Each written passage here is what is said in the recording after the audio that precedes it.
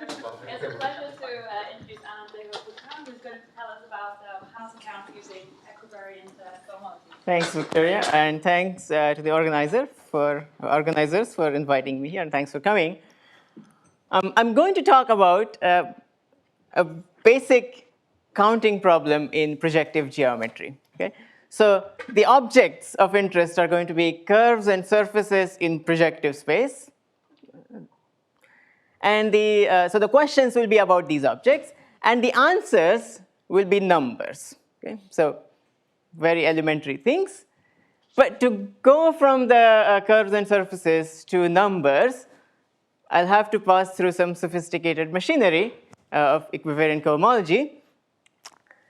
On one hand, this talk is the power of this sophisticated machinery to answer questions in algebraic geometry. On the other hand, it's also about kind of the difficulty and the resilience of very basic questions in projective geometry. So despite these tools, we can't do them completely. We can make partial progress. Okay? But to begin, I'm going to start with a toy problem. Okay?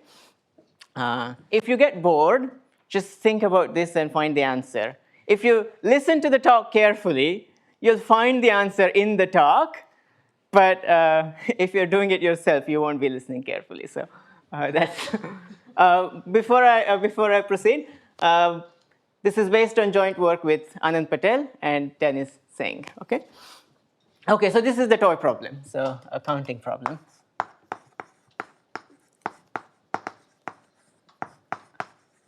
And I'm going to use this to motivate kind of the main question that I'm going to address. Okay. So take P2, the projective plane over the complex numbers, and fix 8 general points. Okay? Before that, fix a complex number. So fix a complex number Z. Okay? And the question is, how many cubics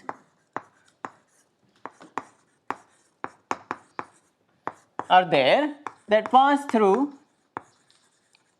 8 given points in P2. So a set of eight general points in P2 through 8 general points in plane, and have J invariant Z. Okay? And have J invariant Z. Okay? So it's a kind of question that you might ask in Gromov-Witten theory, that you have a certain curve and you want it to pass through a given number of points.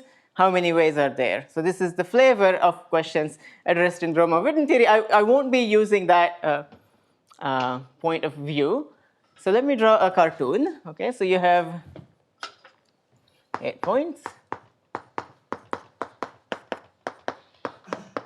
And there are lots of cubics that pass through 8 points. But you want one that has not a cubic, clearly, but excuse my drawing.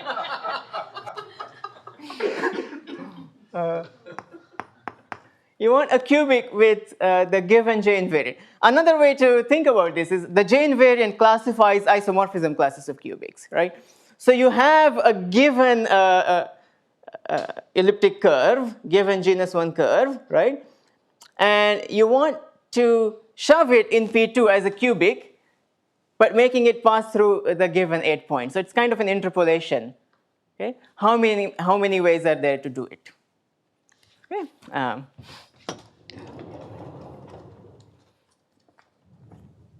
I won't tell you the answer, but here's a way to think about the answer. You disentangle the two conditions, passing through 8 points and having the J invariant Z. Okay? So let's just think about them one at a time. So let's look at the space of all cubics. So, okay, let's look at all cubics.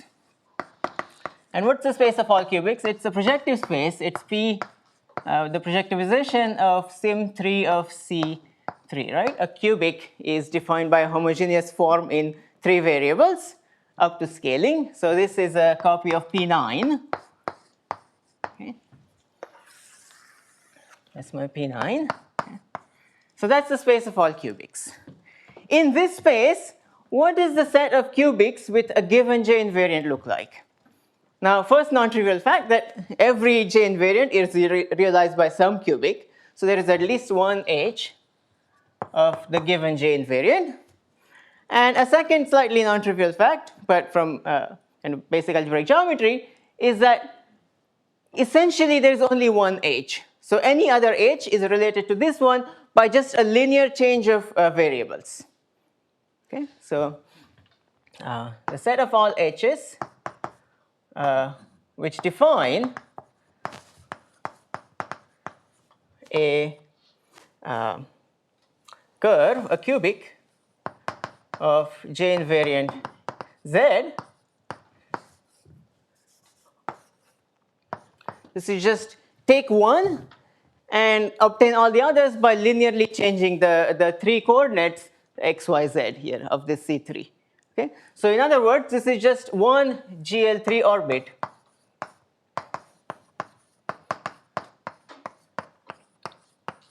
Okay? So it's sorry, can I ask, could you yes. remind us what the J invariant is? Oh yeah,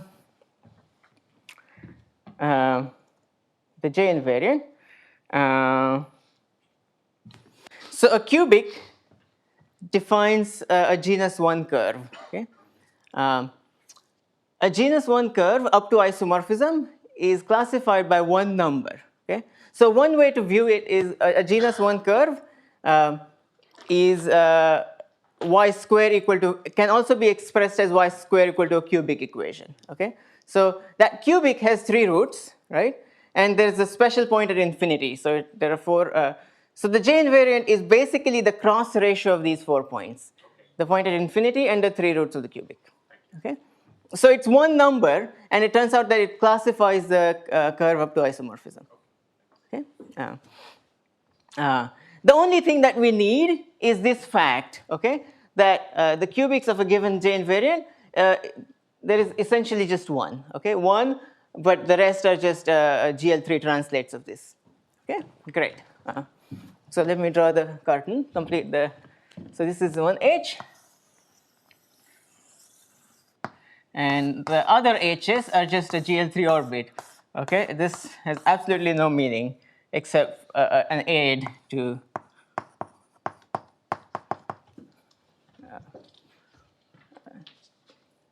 kind of understand what's happening. Okay, so this is just the GL3 orbit. Okay, great. Now, what do the cubics passing through 8 points? What does that set look like? Well, there is a 9-dimensional space of cubics, right? P9, and each point imposes a linear condition. So there are 8 linear conditions, right?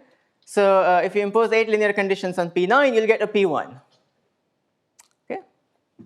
So cubics passing through 8 points defines a line in this projective space. Okay?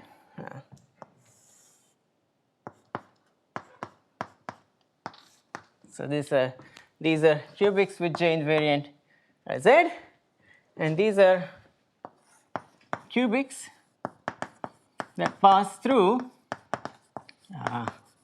8 points.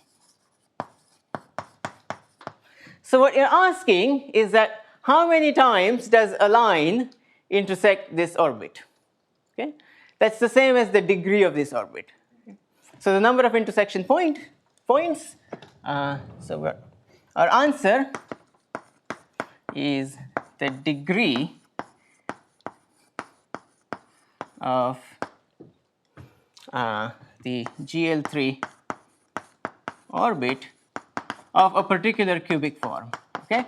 The GL3 orbit will only be a locally closed subvariety. To talk about the degree, I need a closed subvariety, so I'm just going to take the orbit closure. Okay?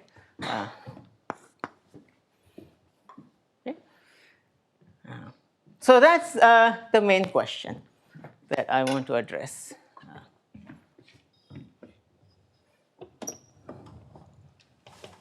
Okay.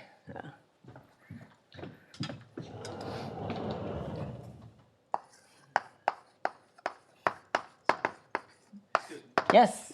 So the points in the closure, the correspond to in the boundary are the generic conics?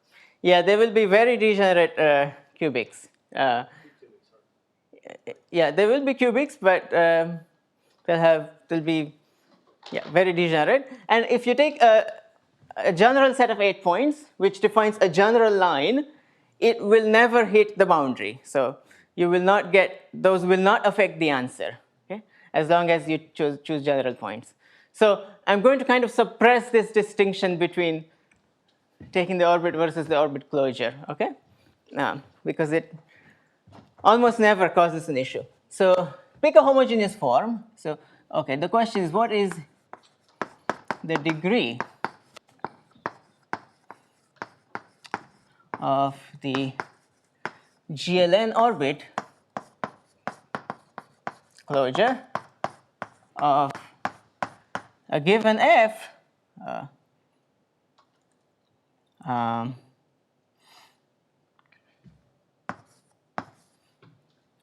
in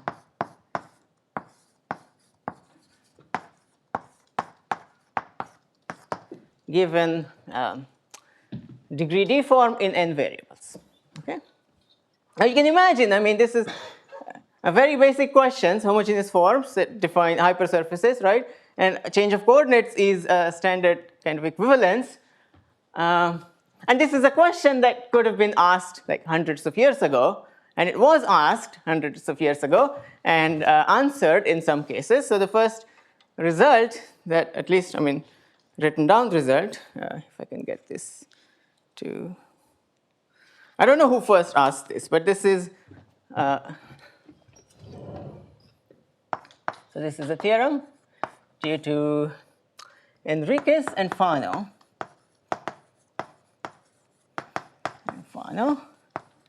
In 1897, I think, but in the 1890s, okay? They found out the answer when n is 2, so binary forms, points on P1. Okay? So they proved that for a general f in the d symmetric power of degree d in 2 variables, a symmetric binary form, it's not symmetric, a degree d binary form, the degree of the orbit closure of f, okay, times the size of the stabilizer of f in PGL, okay, is equal to a simple formula. It's d times d minus 1 times d minus 2.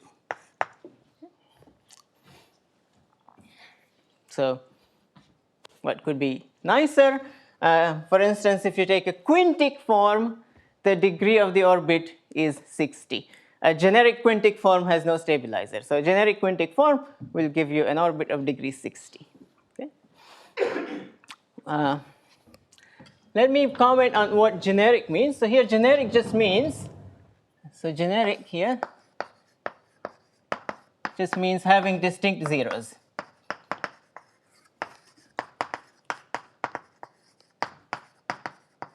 Okay? I'm stating the theorem in a simplified way. If the zeros coincide, there is a more general formula. Okay? It's just more complicated to write, so I won't do it. But for example, a generic quintic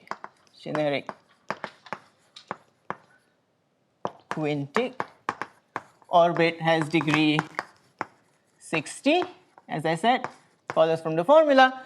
But if you take a quintic with a double root, with a double zero, and all other single zeros, this has degree 42. Okay? So the degree goes down if your quintic is special. Okay? But there is a general formula, which I'm not writing. Let me comment on this stabilizer. Somehow, the correct thing to count is not just the degree, but the degree of degree times the stabilizer. I mean, you know, this is true in many places in mathematics. Somehow, the correct thing to count is not the thing on the nose, but adjusted by the automorphism group. Okay, so this is an instance of that.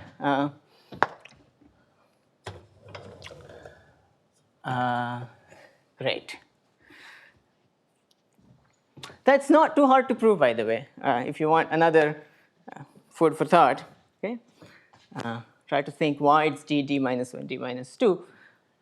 But that was a long time ago. Here's the next result in this direction. So this is due to Paolo Aluffi and Karl Faber, so together. 100 years later, so in the 1990s. Okay. And what they figure out is the analog for ternary forms, so curves in P2. Okay. And I'll write down their formula. And you'll see, I think you'll be convinced of the difficulty just from the answer. Okay. So again, for a general f in SIMD of C3, okay, so one more variable, the GL3 orbit closure of the corresponding point in projective space is times the stabilizer, okay, times the stabilizer, size of the stabilizer. Okay. Is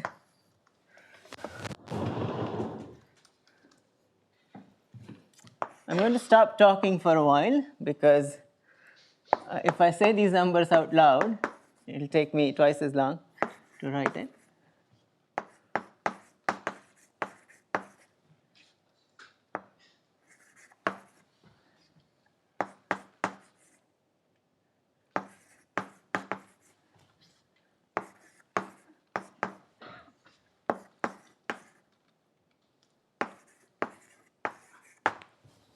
Okay. That's the degree of the GL3 orbit of a general curve of degree d in P2. It's a beautiful result.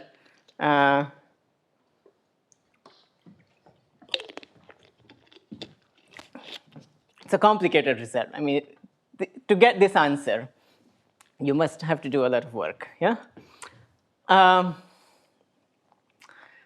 For those who are still wondering about the cubic problem, if you plug in d equal to 3 and divide by the right stabilizer, you'll get the answer. Okay. But plugging in d equal to 3 is already challenging. Yes. Okay. Let me say a bit about what does general mean here. So general, based on that, you might think that general just means defining a smooth curve. But no, it means something even stronger. So it's a Zariski open condition, but it's more than just smoothness. Okay, so general means that f defines a smooth curve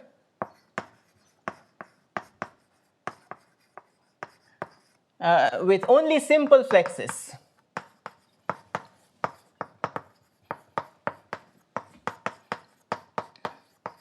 Okay. So you know, a curve, a smooth curve, has a well-defined tangent line at every point. Okay. For most points, the tangent line has order of contact 2. Okay. There's a finite set of points where it has order of contact higher than 2. And for almost all curves, the order of contact higher than 2 is just 3. Okay? So that such a point where the contact is of order higher than 2 is called a flex point. And a simple flex is if the order of contact is 3. Okay? So in a Zariski open subset of all curves, all flex points are just simple flexes. Okay? But there are curves which have hyperflexes. Okay? So the generic behavior is like this. Okay? But there are where you have a flex point of with contact order 3, but there are curves like this where you have order 4 contact. Okay, so this is a simple flex.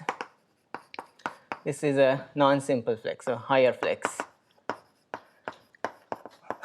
Okay, so generic means only simple flexes.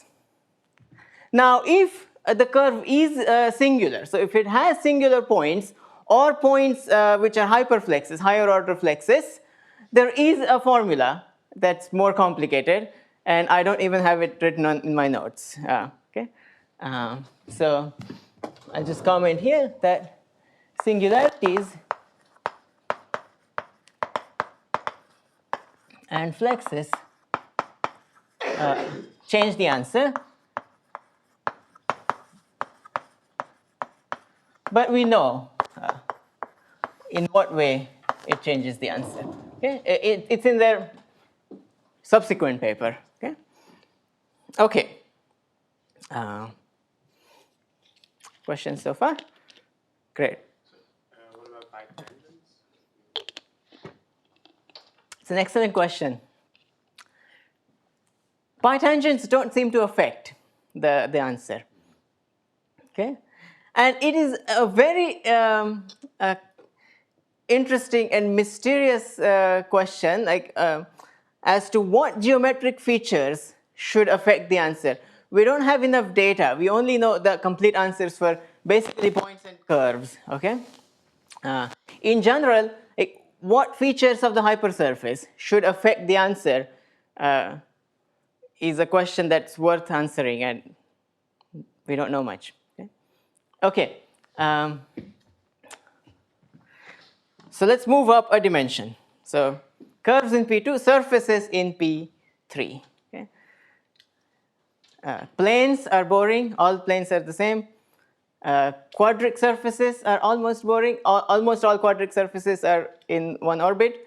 So the first place where this question becomes interesting is cubics. Okay. And Aluffi, Fabers, they tried, but the methods just don't work.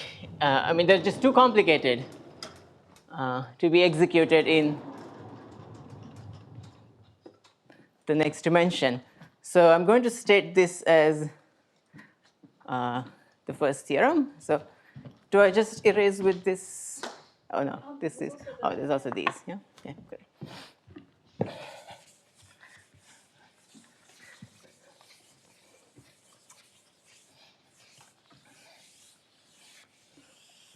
So here's the answer for cubic surfaces. Equivariant cohomology hasn't come in yet, but it will soon. Okay.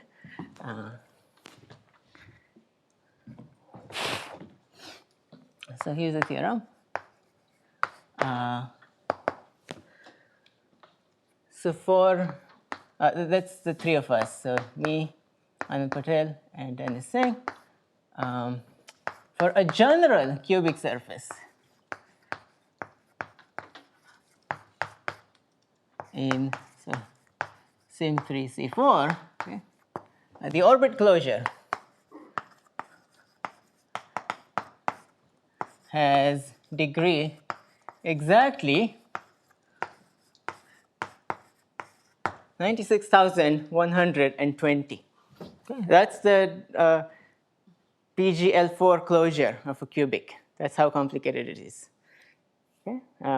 I should give some history. Okay? I mean, this was kind of, this number was wondered about for as soon as these kinds of results were proven, right?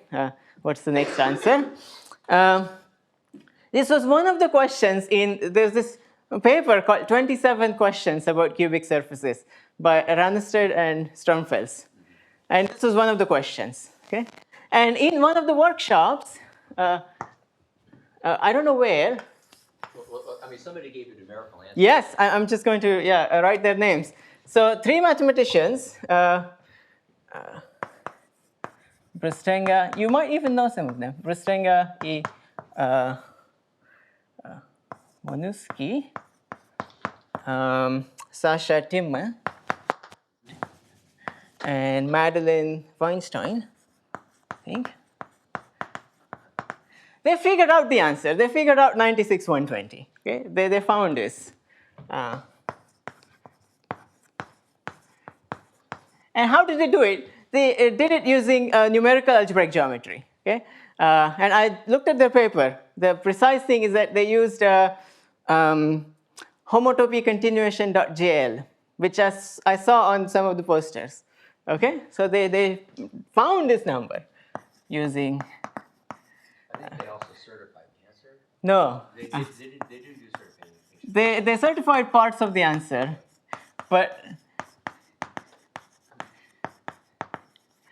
so they used homotopy continuation and monodromy and something called the trace test. Okay. So that's not a certification. Yeah, you would know, but I don't know. And the trace test. Okay. So they stated it as a theorem star. Okay. So it's all. I mean, kind of a. Certainly, this is the answer. Okay, and it's just a matter of proving it. Okay? But now we prove it, so it's really true. I mean, I think to say that it's really true, I would have more confidence in this. But Yeah, well, there's something completely different where people computed a number about this magnitude. Yeah. And corrected a paper over a whole ponder upon it. yeah, exactly. Yeah, I'm not surprised. Yes. So they comment that okay, the compute. I mean, computing this is kind of at the boundary of maybe not the boundary, but Maybe certifying. Certifying that's probably too large. Yeah, certifying that is beyond at least the current computing power. Okay, great.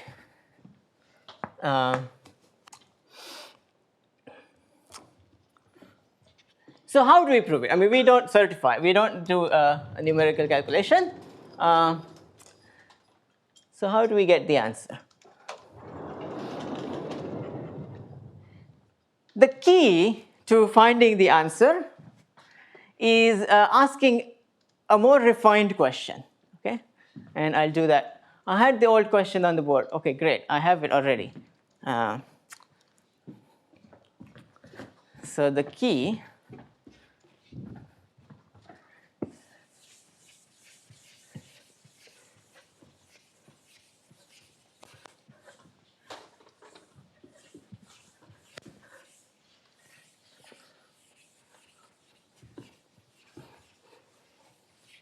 is to ask a more refined question.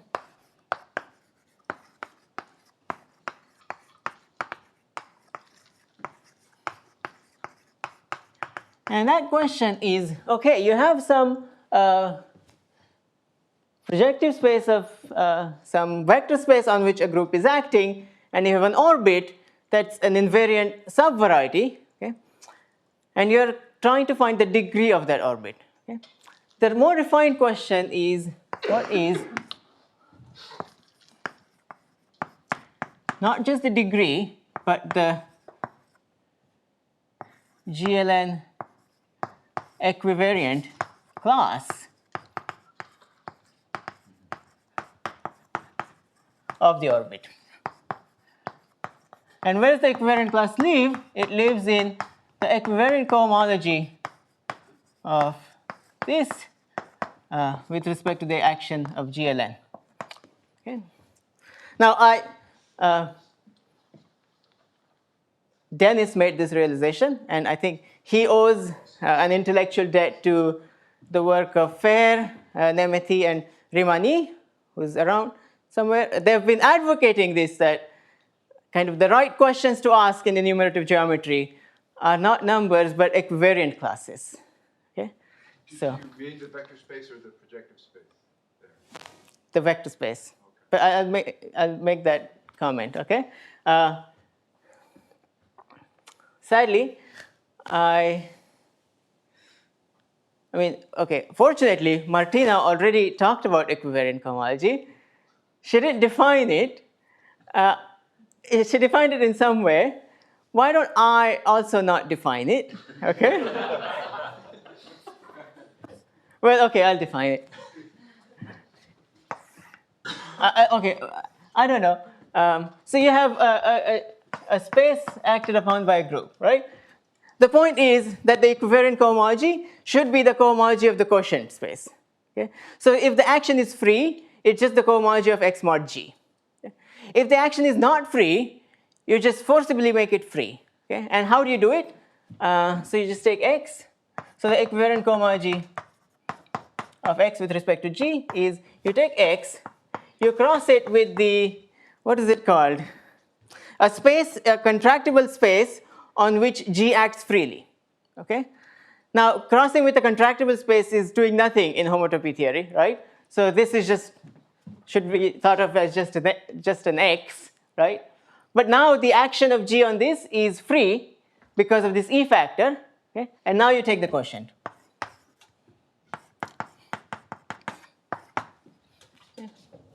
That's the definition. Okay? It's great. Now, it's just a vector space, right? So if this is your x, the vector space is itself contractible. So this doesn't actually contribute anything to the cohomology. This cohomology is just the cohomology of a point with respect to the action of the trivial action of GLN. Okay? And this is just a polynomial ring. Okay? So this is a very kind of well understood ring. Okay. Okay. Now, how does this give you the original answer? Okay. So let me go from. So we have maps. Okay. So I have maps. So you have the equivariant GLN equivariant cohomology of the SIMD CN. Okay. You can always pass to an open subset, okay, and that gives you a map backwards, a pullback. So if you delete the 0, okay, you have a map to the cohomology of the punctured space, right? And the punctured space, you can quotient out by the C star action, by the scalar matrices. So you have a map to H star PGL cohomology of the projective space. Okay. My cohomology will be with Q coefficients. So there's sometimes the torsion could be an issue, but I'm going to ignore it. This is with Q coefficients. Okay. So there's this map, right? This is just delete the origin. And then there's a de-equivariantization map. So you forget the equivariant part and just map to the usual cohomology. And this just computes the degree. Okay? The image here, so if you know the answer here, okay, if you trace it here, that will just give you the degree. Okay, so this is, knowing this is strictly more information. Okay? Now this is the paradox. I mean, this is kind of the ironic thing is that although this class has strictly more information, it is easier to compute, at least in this situation, than just the degree. Okay? So I'll state the more refined theorem.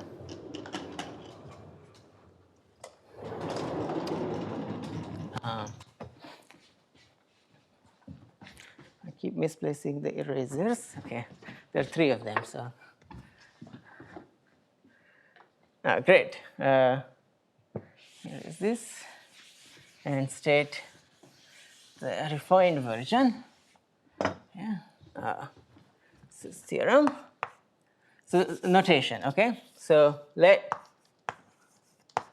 Vi in the cohomology, the equivariant cohomology of GLV of a point, be the ith Chern class of the representation V with the kind of standard action of GLV. Okay. So here's the theorem. So let V be a 4-dimensional vector space, so C4. For a general F in Sim3, tensor det V dual. Ignore this det factor for a moment. Okay. For a general F in this vector space, the orbit class, the orbit closure class in equivariant cohomology is, now this is an expression that one could remember, but I don't. It's much easier than the humongous degree formula here. Okay, so it's first Chern class squared, second Chern class minus first Chern class, third Chern class plus 9 times the fourth Chern class. Okay, so that's the orbit class. Okay, what does this mean?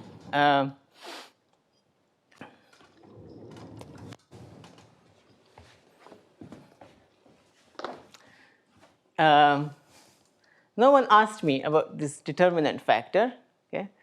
But I'll say something anyway. It does not matter after you projectivize. In the end, if you're interested in the degree, doesn't matter. Okay? The reason it's there is that if you choose your cubic to be in Sim3 tensor det dual, okay, then V is canonically the space of anti-canonical sections. Okay, so that's why it's there. Okay, so this lets you identify V as the space of anti-canonical sections of the cubic. Okay, okay. So here's a restatement of this theorem in language that does not use equivariant cohomology, but it gives a very useful way to think about this kind of formula in equivariant cohomology. Okay, so here's an equivalent formulation.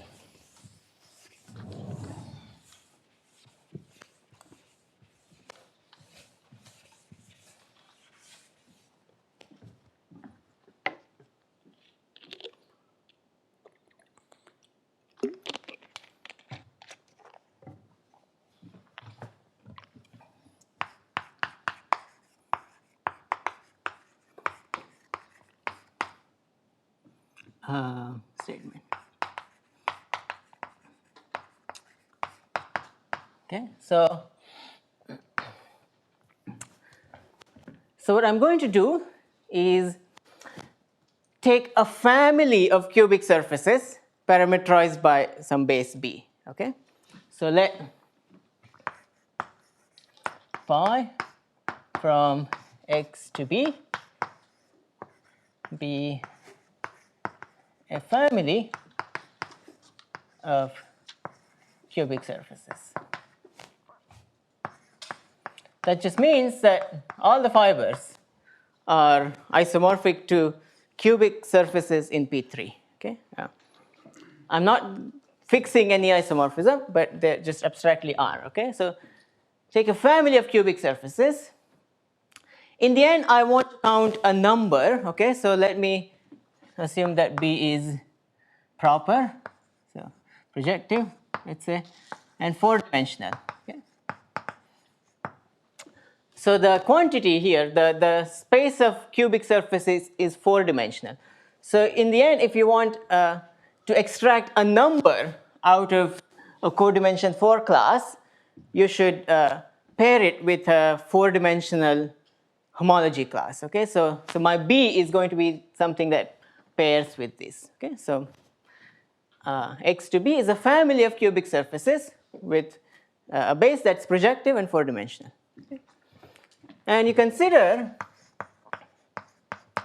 the vector bundle V, which is the push forward of the anti-canonical bundle of this family. Okay, so let me just unpack that a little. So what's the anti-canonical bundle of the family? It's a line bundle whose restriction to each fiber is the anti-canonical bundle of that surface. Okay, now a cubic surface has canonical bundle isomorphic to O of -1. Okay, so its anti-canonical is O of 1. Okay, and push forward just takes fiber-wise global sections. Okay. So each fiber is O of 1, right? And it has 4 global sections, right? So this V is a rank 4 vector bundle on B. Okay, so this is a rank 4 bundle on the base. Okay. And what this formula says is that in this situation, a generic cubic surface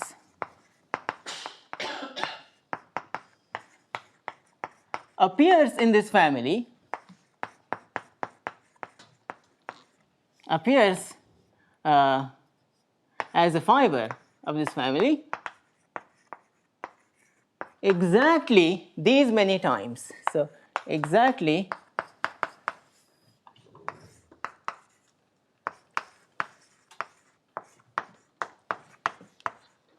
that thing. 9. Thank you. These many times.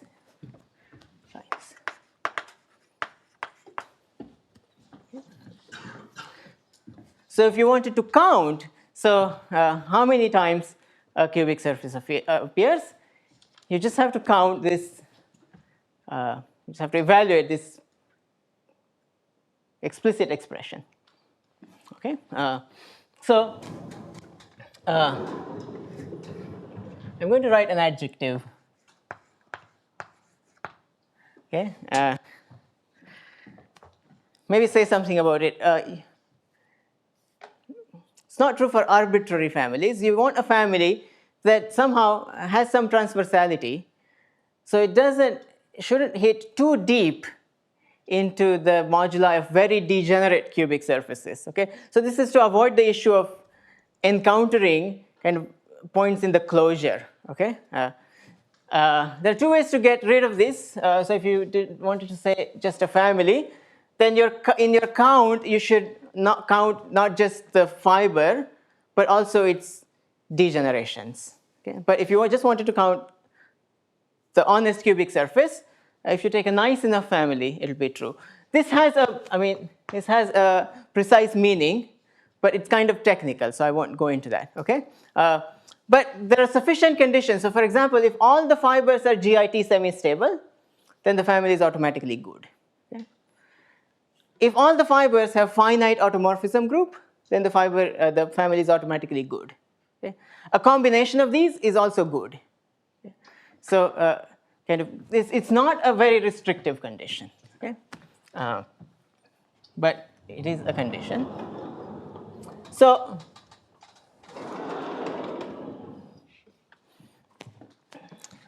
I said in one way, like how an equivariant class gives you the degree, right?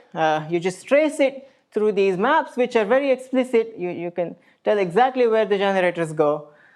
Okay? But there is a kind of more concrete way of thinking about how this kind of expression gives the degree by using this alternate formulation of the theorem. Okay? So what this expression gives you is a universal count of cubic surfaces. So it allows you to count cubic surfaces in any family. Okay? So now you just have to pick the right family which will give you the degree. Okay? So how does, so this statement above implies, so this leads to the 96-120 as follows. Okay? So you have the space of all cubics. It's a P large. Okay? Not do my homework there. So this is space of all cubics. What is it? I think it's 19. 19? Great. PGL3, which is 15 plus 4. Excellent. 19. Yeah. Space of all cubics. Okay. In this P19, take a general P4. Okay. You want to count the degree of some orbit, and the orbit has codimension 4. How do you count that? You intersect with a generic P4, right? And you want to know the points of intersection. So take a generic P4. Okay? The generic P4 will give you a family of cubic surfaces parameterized by this P4. Okay? Each point on this P4 gives you a cubic surface. Okay? So this gives you a family X parameterized by this P4. Okay? And what you want to do, so suppose you are computing the degree of the orbit of certain cubic. Okay? You just want to know how many times in this family is the fiber isomorphic to that cubic. Okay? For cubic surfaces, isomorphism is the same as PGL equivalence. Okay? So you count how many times the cubic whose orbit you're interested in appears in this family, okay? And that formula gives you the answer. Okay? So count your favorite, count a generic, okay? Cubic's appearances using the formula. The vector bundle V here, it's easy to compute exactly what it is. In this case, it just turns out to be just 4 copies of O of 1. Okay. Yeah. So okay, let me make this point that if you see Paolo Aluffi's and Karl Faber's humongous formula, right? Where are those numbers coming from? There's actually an equivariant answer, which should be nicer, right? And it's being specialized to this particular kind of vector bundle on this particular family, and that's giving those numbers. Okay? Yeah. We don't know what that equivariant answer is. I think Anand Patel has like this problem saved for a student or a postdoc. So it's within our reach, but it's not been written down. Okay. I have 10-ish minutes left. I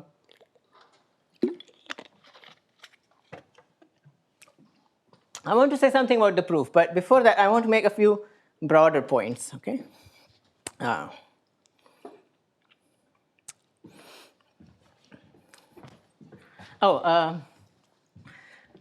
Okay. Let me make another.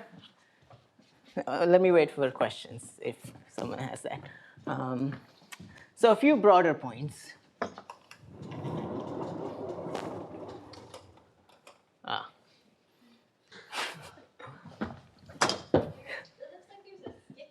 There is? Oh, yeah. That's what it's for. So it's for pointing. But how to use it? No, I don't know. Get someone tall. Yeah, someone taller? So which one do you want? The one behind, yeah, great. Thank you. You're welcome. I'll put this here. Yeah, great. And this one is in front, so it's easier to jump. Okay. Great, this question is already here. What is special, about GLN and this particular representation of GLN? It has geometric significance, it's like hypersurfaces, right? But you could ask the question in more generality, okay? So, and maybe I think it's worth asking it. Well, that's irreducible. What? Yeah, so just take any group acting on, so kind of a more general question, still refined, okay? But a more general refined question is you take a G representation V, okay? G some algebraic group, V some vector space, right? And ask, okay, what are the classes, so G equivariant classes of orbits in this land? So I was talking about a particular case, a particular family within this, okay? There are other cases. I don't know how feasible it is to just like settle all of this in complete generality, but there are cases of this which are of significant geometric interest and have already been worked out, okay? Maybe not in this language. So here's some examples. So take V equal, so this is a bit of a digression from my main line of thought, okay? So people who have been lost, they can just come back, okay? So this is the question that's being addressed. So you can take V to be the space of homomorphisms from a vector space into another vector space and take G to be like GL cross GL, right? So left and right multiplications. Okay. So what are the orbits? The orbits are just given by ranks. Okay. Up to left and right conjugate multiplication, a matrix is determined by its rank. Okay. So the orbits are ranks.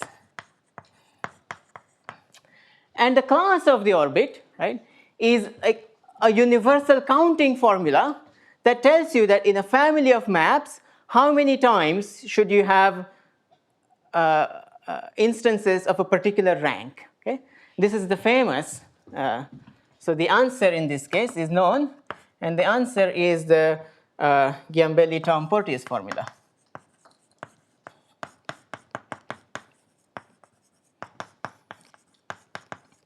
Porteous. Okay. So this is how you should think about an equivariant class. It's a universal answer to a counting problem. Okay, so universal formula. Okay? So and that is just the case of this. There are other examples like this. So you could take V to be the symmetric. So what is this? Sim 2 of E or wedge 2 of E. Okay, so you're taking symmetric or alternating forms, and again the orbits here are classified by rank. Okay, so again orbits, there are finitely many orbits. So this is kind of a different situation than the cubics or the plane curves. So these correspond to ranks. Okay, and the answer here is kind of a Porteous-like formula due to Josephiak, Lascu, Harris, Pragash, and then Harris and 2. It's kind of answers the question, if you have a family of symmetric forms or alternating forms, how many times should you expect a certain rank? Okay. There's significant work of Feher, Nemeth, Rimani, Weber, and others, okay, which refines these two and does more cases of this cases of this question, but their motivation is not hypersurfaces. Their motivation is quiver varieties or singularities. Okay, so they're motivated by representation theory, in which case you get something called quiver polynomials, or singularity theory, in which case you get something called Tom polynomials. I think in the next workshop we'll hear about Tom polynomials. Okay, so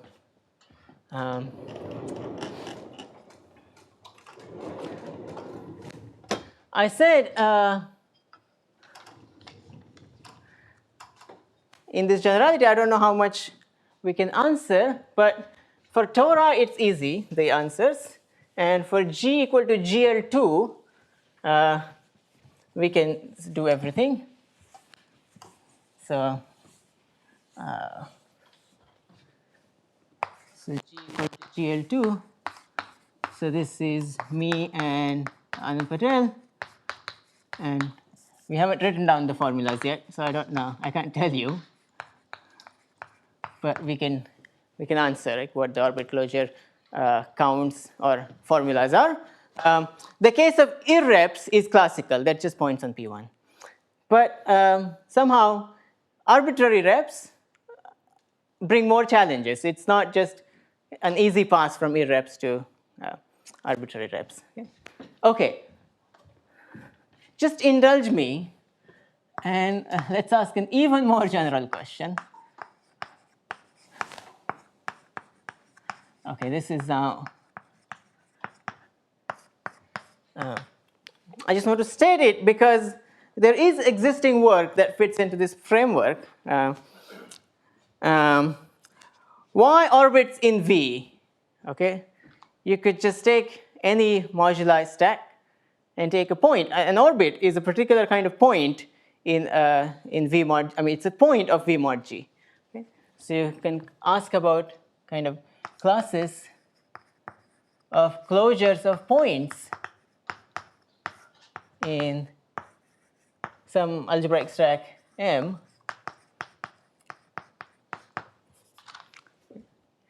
And again, in generality, probably can't say anything, but for geometrically interesting cases, there should be nice answers. And here's an example. So this is, if you take M equal to the moduli of vector bundles on P1, okay? A vector bundle on P1 is discrete data. It's just rank, and it's every vector bundle is a direct sum of line bundles. So the points here are given by they're not finitely many, but they're discretely many. Okay? It's discrete data. Okay? But this question is still interesting. And what is it asking? It's asking in a family of vector bundles over P1, let's say of rank 2, how many times do you see an O1 plus O3? Okay? And there's work of Hanna Larsson. So Hanna Larsson computes these classes. Exactly these classes. Okay? And uses them to know more about the moduli space of curves and covers and applies them very fruitfully. Okay. And recently, again, me and Patel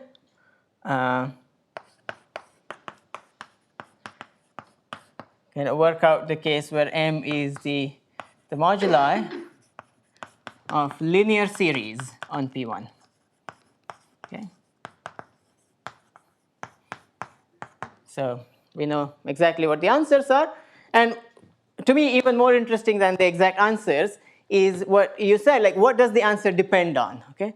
And in this case, the answer depends on what's called the vanishing profile of the linear series. So it's a very classical thing. Okay?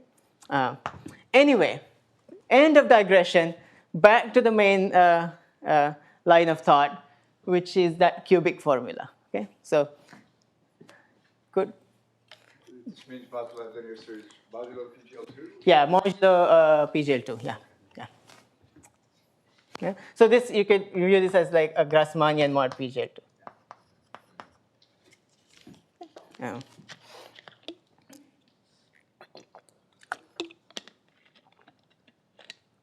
Okay. So in the last 2 minutes, let me address this kind of ironical question that why, I mean, this kind of question that why is it easier to get that formula than the 96,120? Okay? So the proof is not of the form that I can specialize to non-equivariant cohomology and get 96,120. I really do need to pass through equivariant cohomology. Okay?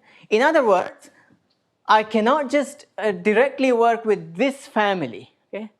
I need to know that I am handling all possible families, okay, rather than a particular one. Okay? Okay, so here's how. So the fact that you're finding the answer for all families is more challenging, but also more flexible, is the point. Okay? So kind of proof ideas. So the first observation is there must exist a universal formula. And I mean, this is not even, there's no content in it. It's just saying that the class is a class, right? And it is a linear combination of the generators of that ring, okay? So what does the formula look like? It has to be something times the codimension 4 generators, which are, I don't know, V2 square. Okay? There must exist a formula like this, where A, B, C, D, E are numbers. Okay? Great. Okay? It's just a matter of finding it. Okay? But you have to find 5 numbers, right? You know what the numbers mean. Like in a family, the numbers should give counts. Okay? If you can write counts over 5 families that you understand, you're done. Okay? That's what we do. So Then you solve an interpolation problem to solve an interpolation. yes, so find at least 5 kind of easy families. Families where the count is already known, okay, by other means. That is not one of them. Okay? But there are families which are easier to handle because algebraic geometers have been studying cubic surfaces for centuries. Okay? So constructing families of cubics is like great. Okay? So for example, what's an easy family? A cubic surface also arises as a blow-up of P2 at 6 points. Okay? So you just take P2, fix 4 points, and move 2 others, which, so that's a 4-dimensional family. Okay? It's not proper, so you have to compactify it. But it's a 4-dimensional family. You can easily determine how many times a particular cubic should appear. And that gives you a linear relation in the ABCDEs. Okay? You have to be 4 times more clever to get 4 more, but that's the idea. Okay? And then you plug it into this family, and you have the 96,120. Okay, let me stop here.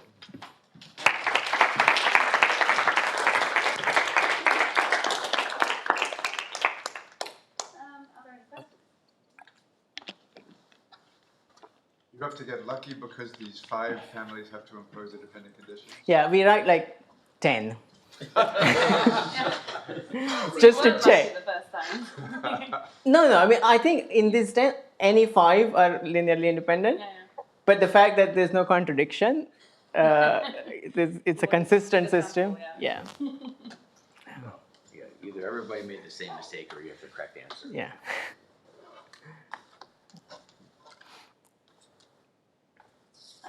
Any other questions, either here or online?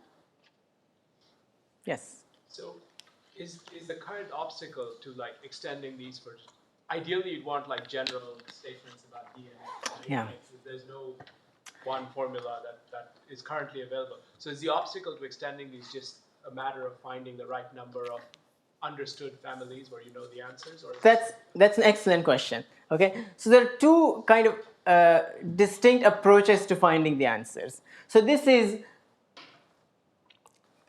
not how Aluffi and Faber do the plane curves case. Okay, they do kind of a more honest approach. Okay, but it's too complicated in higher dimensions. This is kind of another way of getting at the answer. Okay, but writing down families for higher degrees is much harder. I mean, families that you understand. Okay? Maybe for K3s you can do it because K3s again are more is known. Okay, but in general that's not going to work. Okay, so hopefully the 2 together can lead to more. Okay, but yeah, that's one obstacle. That kind of the Paolo Aluffi Faber approach is too complicated, and this is not enough information in higher D. Okay? So it's not easy to write down families. Yeah. For the general question of just say a productive group and a representation, Yeah. or even just irreducible representation. Yeah. Like, do you expect a formula, like very combinatorial formula? That would be great if it. I mean, there is an answer, right? So there are formulas. The question is, what's the structure in in those formulas. So there have been answers in that situation for particular hypersurfaces. Okay, so if you take hypersurfaces are kind of so for example for discriminant hypersurfaces, Rimani and collaborators know the answer, but that's a very specific case which is amenable to group theory, right? So if you just take a general point in V and take its orbit, I mean, there is a formula, right? And it would be great if, yeah, because it's just a cos, Oh, I see. but we don't know it. So, I mean, what does the formula depend on is a great question, right? And that question we don't even know for cubics, okay? So I've been writing the general answer. No one asked me, but I don't know the full answer, okay? So if you give me a cubic of your choice, I don't know, okay? If it's general, it's the answer, but for a particular one, I don't know how the geometry of the cubic affects the degree. Okay? So for instance, like if it had Eckert, almost certainly Eckert points contribute. Yeah. Yes. But does anything I don't know how. Yeah. Any final questions before we break for lunch? No? Okay, then I think we can count it again.